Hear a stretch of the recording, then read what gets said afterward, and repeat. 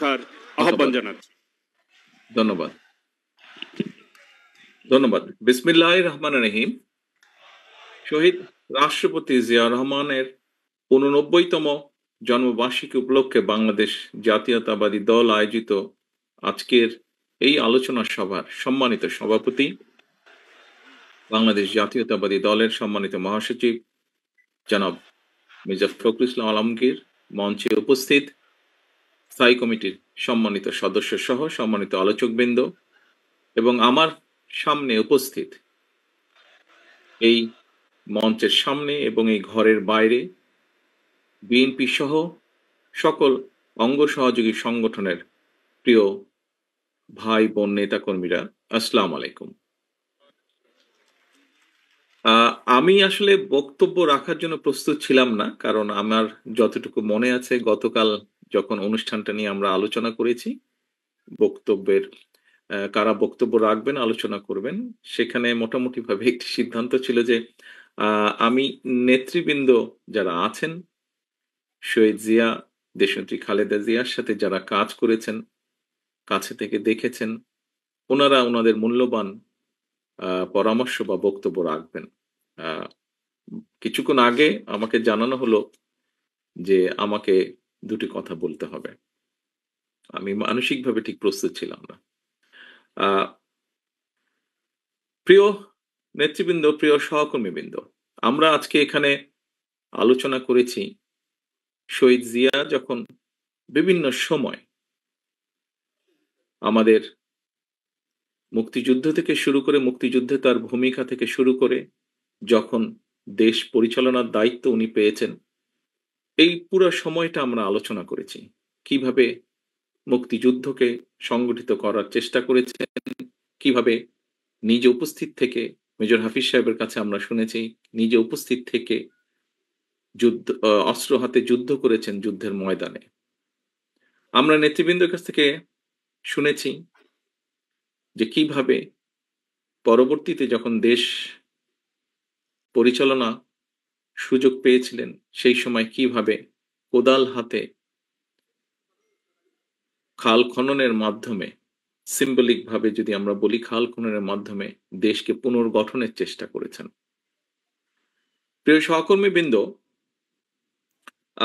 আমি মাঝে মাঝে একটি কথা বলি, এখানে আপনারা যারা আজকে ঘরের সামনে উপস্থিত আছেন, মঞ্চ থেকে শুরু করে ঘরের সামনে, ঘরের বাইরে যারা উপস্থিত আছেন, আপনারা প্রত্যেকেই এক একজন রাজনৈতিক কর্মী। রাজনৈতিক কর্মী হিসাবে আমরা বেশ কয়েকটি ব্যাপারে গর্ব অনুভব করি। আমাদের দলের ক্ষেত্রে আমরা প্রত্যেকটি নেতাকর্মী গর্ব অনুভব করি। যখন আমরা আজকে আলোচনা করছিলাম, আলোচকবৃন্দ যখন বলছিলেন শহীদ রাষ্ট্রপতি জিয়া রহমান যখন দেশ পরিচালনা করেছেন, কি কি ক্ষেত্রে দেশ জাতি সফলতা অর্জন করেছিল ওনার নেতৃত্বে, এই কথাগুলো যখন আমরা বলি, বিএনপির একজন কর্মী হিসেবে আমরা প্রত্যেকটি কর্মী গর্ব অনুভব করি। আমরা যখন আলোচনা করি পরবর্তীতে দেশনেত্রী খালেদা জিয়ার সময় দেশ এবং জাতি, যখন দেশ পরিচালনা করেছেন দেশনেত্রী খালেদা জিয়া, দেশ এবং জাতি কি কি অগ্রগতি অর্জন করেছে, আমরা গর্ব অনুভব করি। সহকর্মীবৃন্দ, আপনারা যখন আপনাদের এলাকায় যান, মানুষের সাথে কথা বলেন, বের হন, দলীয় কোনো কর্মসূচি পালন করেন, তখন যখন দেখেন আপনাদের পিছনে শত হাজার মানুষ সমবেত হয়েছে, আপনাদের মিছিলে শত হাজার মানুষ যোগদান করেছে, আপনাদের বুকটা অনেক ভরে যায়। সহকর্মীবৃন্দ, আমরা রাজনীতি করছি, কেন রাজনীতি করছি, কার জন্য করছি? দেশের জন্য করছি, দেশের মানুষের জন্য করছি। একজন রাজনীতিবিদ হিসাবে যেই গর্বের কথাগুলো বললাম, এর পাশাপাশি বোধহয় আরেকটি বিষয় আছে। বিষয়টি আমরা মাঝে সাঝে আলোচনা করি, আমরা যারা পেছনে রয়ে যাই তারা আমরা আলোচনা করি।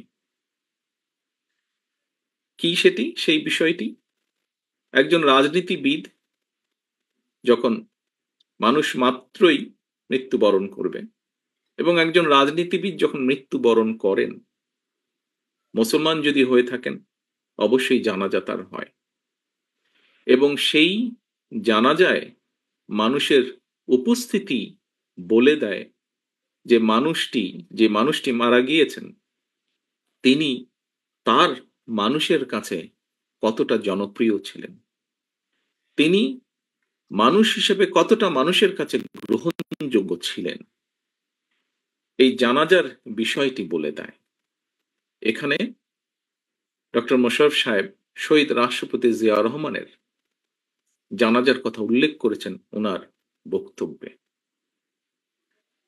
আমরা সমসাময়িক ইতিহাস ওনার জানাজা থেকে শুরু করে আজ পর্যন্ত যদি দেখি, খুব সম্ভবত পৃথিবীর কোনো রাজনৈতিক নেতার চলে যাবার পরে জানাজার ক্ষেত্রে এইরকম দৃশ্য আমরা দেখিনি, এত জনসমাগম আমরা দেখিনি, এভাবে মানুষকে কাঁদতে আমরা দেখিনি, এত সংখ্যক মানুষকে কাঁদতে। প্রিয় সহকর্মী বৃন্দ,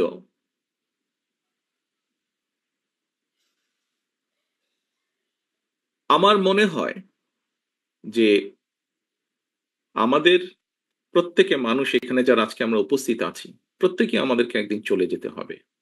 স্বাভাবিকভাবেই মৃত্যুর পরে জানাজা, মুসলমান হলে জানাজা, অন্য ধর্ম হলে সেই ধর্ম অনুযায়ী যেই অনুষ্ঠানটি হয় সেই অনুষ্ঠানটি হবে। কারটি কত বড় হবে সেটি আমরা জানবো না, অর্থাৎ যে মানুষটি মারা যাচ্ছে, কিন্তু যারা বেঁচে থাকবে তারা দেখতে পাবে। সহকর্মীবৃন্দ, শহীদ রাষ্ট্রপতি জিয়া রহমানের কর্মী হিসাবে আমাদের প্রত্যেকের বোধহয় নিজের মনের ভেতরে এইরকম একটা ইচ্ছা থাকা উচিত যে শহীদ রাষ্ট্রপতি জিয়া রহমান যেভাবে নিজেকে মানুষের কাছে গ্রহণযোগ্য করেছিলেন, যেভাবে মানুষের স্নেহ ভালোবাসা পেয়েছিলেন, সেই রকম কিছু একটা আমরা একজন রাজনৈতিক কর্মী হিসেবে, তার দলের রাজনৈতিক কর্মী হিসেবে আমরা আমাদের যার যার অবস্থান থেকে তার সর্বোচ্চটা যাতে আমরা পেতে পারি, এরকম একটি দৃঢ় সংকল্প আমি মনে করি বর্তমান প্রেক্ষাপটে নেওয়া উচিত। আমরা শহীদ রাষ্ট্রপতি জিয়া রহমানের সম্মানিত আলোচকবৃন্দ বিভিন্ন বিষয়ে আলোচনা করেছেন। সকল কিছু যদি আমরা পর্যালোচনা করি, তাহলে আমি মনে করি একজন রাজনৈতিক কর্মী হিসাবে, ওনার সন্তান হিসাবে এবং ওনার দলের একজন রাজনৈতিক কর্মী হিসাবে আমি তো আমার ক্ষেত্রে আমি সেই রকমই চাই। আমার দৃঢ় বিশ্বাস, আমার সামনে উপস্থিত আপনার প্রতিটি মানুষ, আমি যেই কথাগুলো তুলে ধরেছি আপনাদের কাছে, এখন হয়তো একজন মানুষ হিসাবে আপনি কেন চাইবেন না যে আপনি এমন কিছু রেখে যান যা আপনি চলে যাবার পরেও সেটি ক্যারি করবে, অর্থাৎ মানুষের সেই সমর্থন, মানুষের সেই শ্রদ্ধা, মানুষের সেই সম্মান আপনার প্রতি। সহকর্মীবৃন্দ, মেজর হাফিজ সাহেব ওনার বক্তব্যে একটি কথা বলেছেন। উনি দুদিন আগে যখন এলাকায় গিয়েছেন, উনি কিছু মানুষকে দেখেছেন ওনার সামনে, উনি খুব অবাক হয়েছেন। প্রিয় সহকর্মীবৃন্দ, এইরকম মানুষগুলো 5 তারিখের পর থেকে আস্তে আস্তে ভিড় করা শুরু করেছে।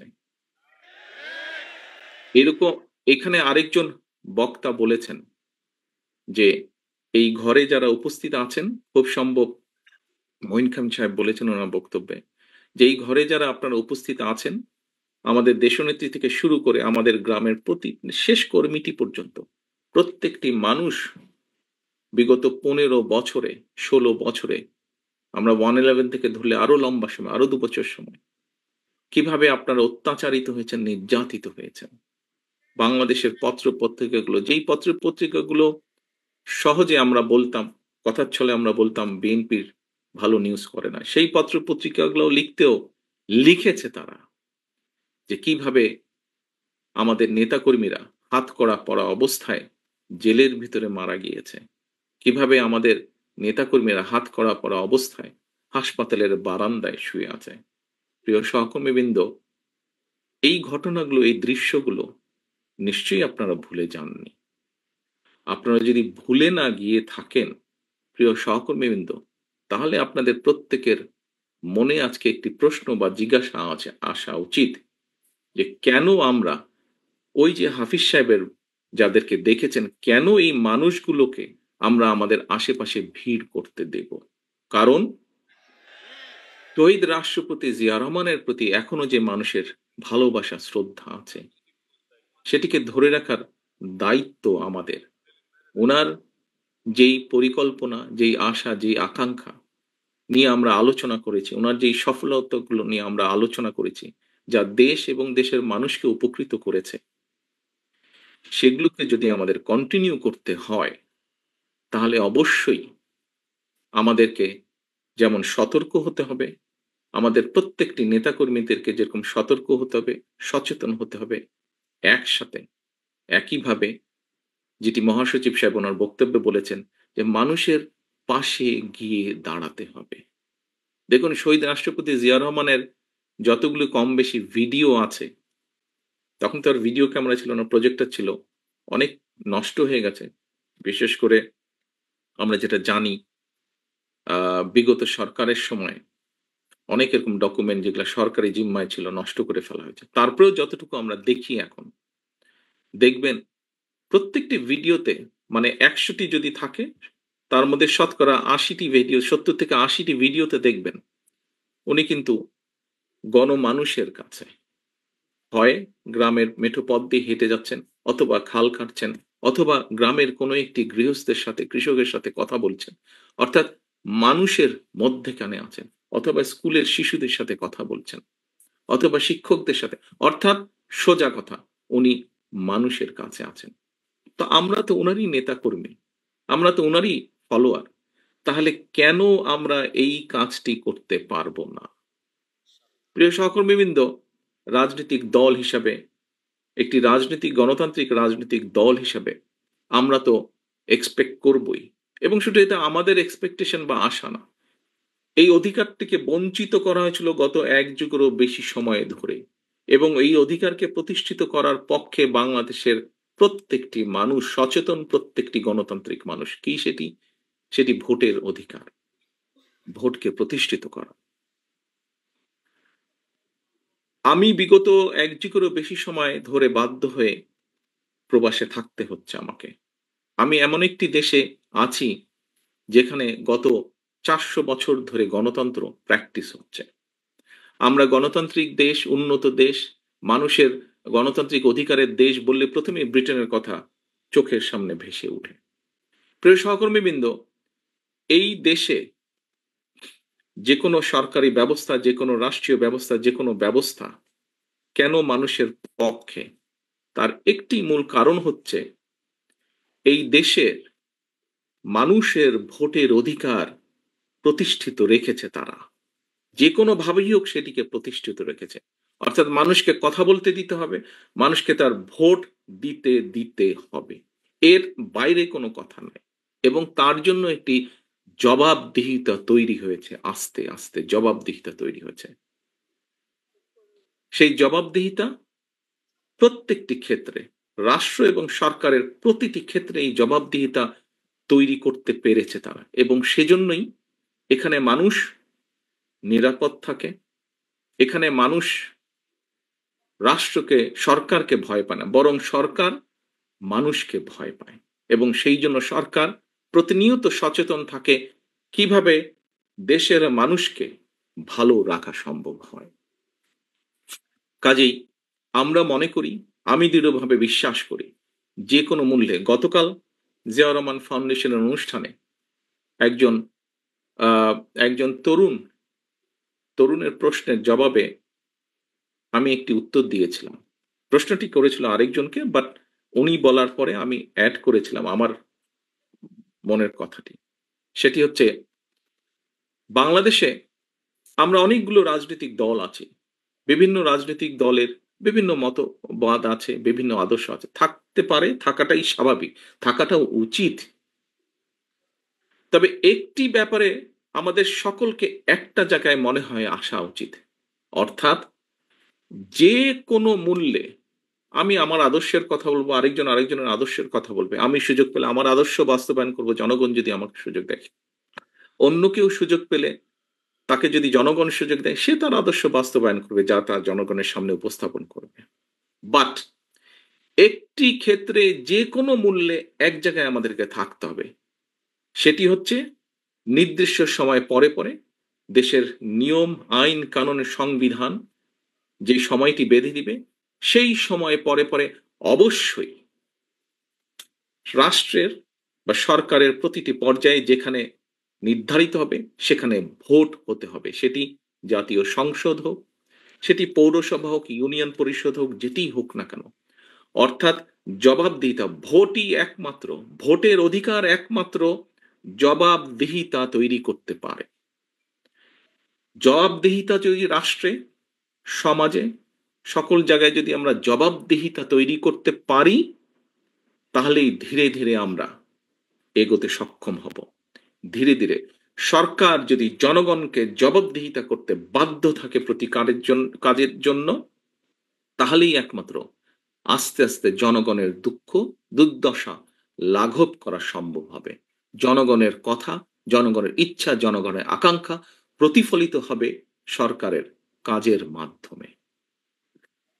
প্রিয় সহকর্মীবৃন্দ, আমি একটি কথা বলতে চাই আমার বক্তব্যের মধ্যে।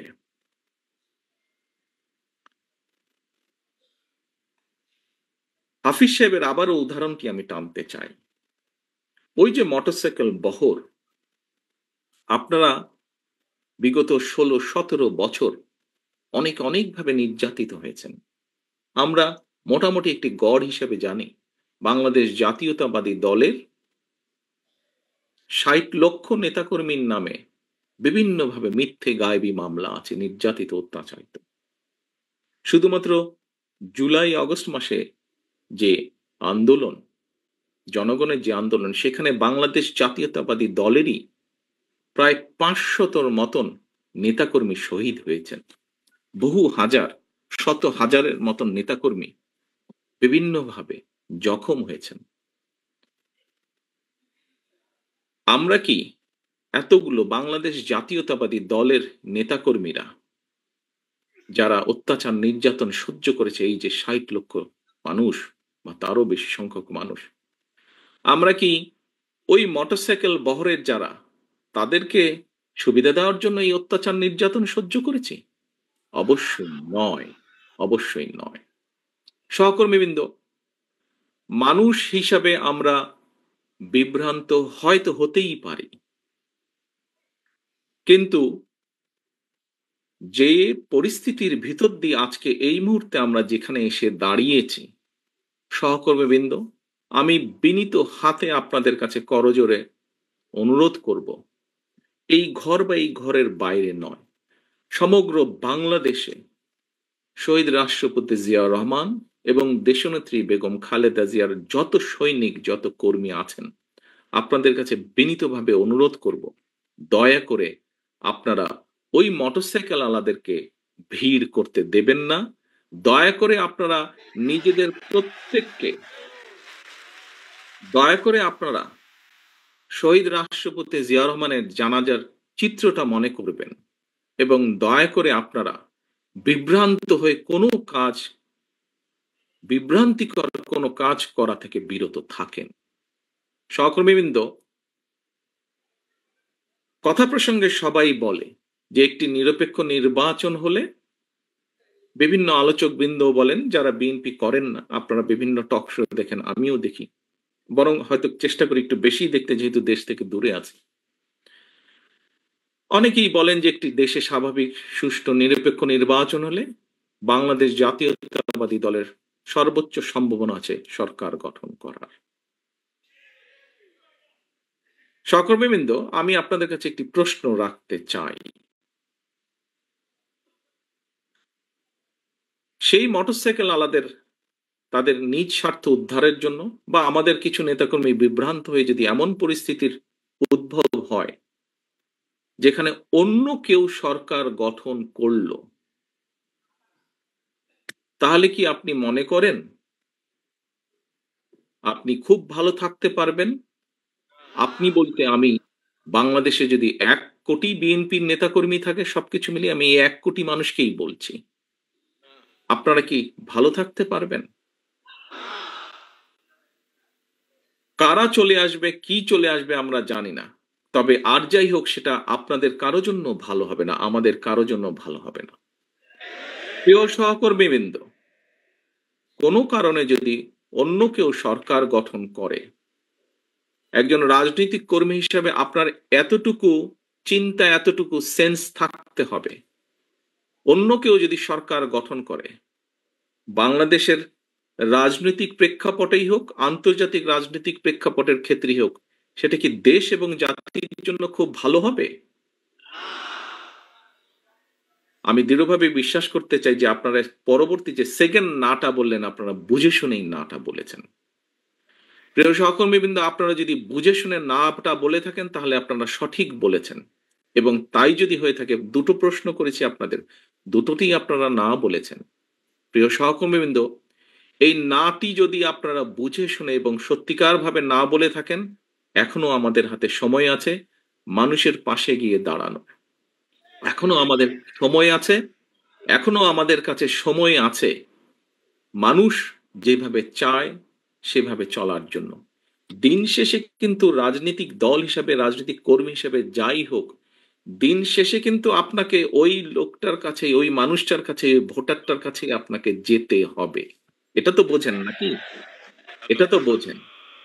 আমরা দুদিন আগে দুদিন আগে আমি একজন ব্যক্তির টক শো দেখছিলাম। উনি কথা প্রসঙ্গে বলছিলেন, সেই আলোচক কথা প্রসঙ্গে বলছিলেন যে উনি এখনো ঠিক বুঝে উঠতে পারছেন না, যেই স্বৈরাচার পালিয়ে গিয়েছে তারা আবার মাথাচাড়া দেওয়ার চেষ্টা করছে। চেষ্টা ঠিক আছে, করতেই পারে তারা, কিন্তু তারা যদি ভোটের মাঠে নামে, কি নিয়ে তারা মানুষের সামনে হাজির হবে? পেছনের গুলা বাদই দিলাম, উনি বলছেন যে পেছনের গুলো না হয় বাদই দিলাম, এই অগাস্ট জুলাই জুলাই অগাস্ট মাসে যে হত্যাকাণ্ড ঘটেছে, প্রায় ১.৫ থেকে ২,০০০ মানুষকে যে হত্যা করেছে, প্রায় ৩০,০০০-এর মতন মানুষকে যে তারা জখম করেছে, ইউনিসেফের বক্তব্য অনুযায়ী ৬৪টা শিশুকে তারা হত্যা করেছে, এর জবাব তারা মানুষের সামনে কি দিবে? এই জবাবগুলো তো তাদেরকে দিতেই হবে। প্রিয় সহকর্মীবৃন্দ, আমরা যদি সেই দিনটি আসা পর্যন্ত আমাদের ভিতরে যদি কেউ কিছু করে, জবাব তো আপনাকে দিতে হবে। যখন আপনি দুদিন পরে ভোটের জন্য মানুষের কাছে যাবেন, আপনাকে জবাব দিতে হবে না? সে বলে সে যদি বলে যে এই মিয়া, তোমার ওই লোক এসে আমার সাথে এই ব্যবহার করেছে বা আমার প্রতি এই অন্যায় অবিচার করেছে, তোমার দলের লোক এসে, আপনি কি জবাব, আপনি কি যদি তখন যদি শুধু জবাব দেন, ভাই ওকে তো চিনি না, ও দলের কেউ না, তাতে কি হয়ে যাবে? তাতে তো হবে না। প্রিয় সহকর্মীবৃন্দ, আমাদের সামনে উদাহরণ আছে, একদম কটকটা একদম পরিষ্কার উদাহরণ আছে। জনগণ যখন ক্ষিপ্ত হয়, জনগণ কিভাবে স্বৈরাচারকে খেদিয়ে দেশ থেকে পালিয়ে যেতে বাধ্য করে। সহকর্মীবৃন্দ, মাত্র কদিন আগে, এখনো চোখের সামনে জ্বলজ্বল করছে সেই উদাহরণ। জনগণ যদি ক্ষিপ্ত হয়, যতই মনে মনে তৃপ্তি বোধ করেন বিএনপি সবচেয়ে বড় দল, আমি জানি হয়তো আমার এই কথাটার কিছু কিছু রিয়াকশন হলেও হতে পারে, বিভিন্ন জন বিভিন্নভাবে টুইস্ট করতে পারেন। দলীয় প্রোগ্রাম বলছি, তারপরে এটা তো দলীয় থাকবে না, এখানে সাংবাদিক ভাইয়েরা আছেন, ইন্টারনেটে কানেক্টেড, এটা বেরিয়ে যাবে। বিষয়টি হচ্ছে যে জ্বলজ্বল করছে সেই উদাহরণ, কাজেই দিন শেষে কিন্তু সেই জনগণ, দিন শেষে সেই জনগণ, আমরা সকলে সেই জনগণের সমর্থন পাওয়ার চেষ্টা করছি। কাজেই সমর্থন যদি পেতেই হয়, কেন আমরা সত্যিকার ভালোভাবে সেই সমর্থন নেওয়ার চেষ্টা করব না? কেন আপনি কেন আপনি অন্যায়ের বিরুদ্ধে চোখ বন্ধ করে রাখবেন? প্রিয় সহকর্মীবৃন্দ, দিন শেষে সেই জনগণ, জনগণের কাছেই যেতে হবে। জনগণ যদি মুখটা ফিরিয়ে নেয়, আপনার আমার কিন্তু কোনো স্থান নেই। যত বড় যাই হই না কেন, আমরা নিজেরা নিজেরা যত বড় যাই মনে করি না কেন, জনগণ যদি মুখ ফিরিয়ে নেয়, এবং নাম বলবো না, কিছু কিছু রাজনৈতিক শক্তি, যেই হোক না, যত ছোট বড়ই হোক না কেন, তারা বিভিন্নভাবে আমাদের বিপক্ষে ওই মোটরসাইকেল আলাদের কিছু কাজ কামের কারণে তার সাথে আমাদের নেতাকর্মীদেরকে যুক্ত করে কিছু কিছু কথা বলার চেষ্টা করছে। আমাদেরকে সতর্ক সচেতন হতে হবে সহকর্মীবৃন্দ।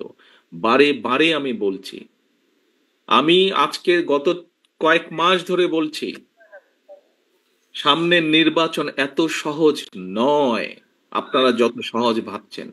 নিজের মনে যতই বড়াই করুন, আরে বিএনপির তো শাখা প্রশাখা একদম গ্রাম পর্যন্ত আছে, অন্যদের কি এত আছে? এত বড়াইয়ের কিছু নেই। থাকতে পারে আপনার শাখা প্রশাখা, প্রিয় সহকর্মীবৃন্দ, আমাদের নেতাকর্মীরা তৈরি করেছে সেই শাখা প্রশাখা, গ্রাম পর্যন্ত দলকে নিয়ে গেছে, ওয়ার্ডে ওয়ার্ডে দলকে নিয়ে গেছে, কিন্তু তারপরেও জনগণ ম্যাটার্স। জনগণ ম্যাটার্স। সেই জনগণই হচ্ছে আমাদের শক্তি, জনগণই হচ্ছে আমাদের সমর্থন, জনগণই হচ্ছে শক্তি। জনগণ সাথে না থাকলে জনগণ 5ই আগস্ট দেখিয়ে দিয়েছে। কাজে আমরা যদি ভুল করি, জনগণ আবার কোনো একটা কিছু দেখিয়ে দিবে, তখন কিন্তু পস্তাতে হবে, তখন কিন্তু হাপিত্তেশ করতে হবে। সহকর্মীবৃন্দ, এখনো সময় আছে। আসুন, আসুন, আসুন, আমরা জনগণের পাশে থাকি, জনগণের সাথে থাকি। যারা এমন কিছু করবে যা আপনাকে আমাকে ক্ষতিগ্রস্ত করবে, যা আমার দলকে ক্ষতিগ্রস্ত করবে, যা আমাদের দল ক্ষতিগ্রস্ত হবে, আমরা তার বিরুদ্ধে প্রতিবাদ গড়ে তুলব, তার বিরুদ্ধে প্রতিরোধ গড়ে তুলব। আজকে শহীদ জিয়ার 89তম জন্মবার্ষিকীতে যদি শহীদ জিয়াকে সত্যিকার ভাবে আমাদের স্মরণ করতে হয়, যদি শহীদ জিয়াকে সত্যিকার ভাবে সম্মান জানাতে হয়, আজকে দেশনেত্রী খালেদা জিয়া, ওনার জন্য আমরা দোয়া করছি সুস্থতার জন্য, কিন্তু দেশনেত্রী সবচাইতে খুশি হবেন, দোয়া তো আছেই, কিন্তু উনি যখন দেখবেন যে জনগণ সমর্থন দিয়েছে বিএনপির প্রতি, আমি তো মনে করি সবচাইতে বেশি খুশি উনি সেদিন হবেন। এবং দেশনেত্রী খালেদা জিয়ার সৈনিক হিসাবে আপনাদের উপরে সে দায়িত্ব বর্তায়। সহকর্মীবৃন্দ, আমরা কে ছোট নেতা, কে গ্রামের নেতা, কে ইউনিয়নের নেতা, কে বড় নেতা, কে বিভাগীয় নেতা, কে কেন্দ্রীয় নেতা, বিষয় এটি নয়। বিষয় একটি, আমাদের ঐক্যবদ্ধ থাকতে হবে, আমাদেরকে অন্যায়ের বিরুদ্ধে থাকতে হবে, আমাদেরকে অন্যায়ের বিরুদ্ধে প্রতিরোধ করতে হবে, আমাদেরকে এমন ভাবে দাঁড়াতে হবে যাতে জনগণ বোঝে যে আমরা তাদের সাথে আছি, জনগণ বোঝে আমরা তাদের পাশে আছি, জনগণ বোঝে যে জনগণ যেভাবে চায় আমরা সেভাবেই আছি, জনগণের প্রত্যাশা অনুযায়ী আমরা সেভাবেই তাদের পাশে আছি। সহকর্মীবৃন্দ, আজকে এই হোক আমাদের শপথ, শহীদ রাষ্ট্রপতি জিয়াউর রহমানের এই 89তম জন্মবার্ষিকীতে এই হোক আজকে আমাদের প্রতিজ্ঞা। সকলকে আন্তরিক ধন্যবাদ। আল্লাহ হাফেজ। বাংলাদেশ জিন্দাবাদ। বাংলাদেশ জাতীয়তাবাদী দল জিন্দাবাদ।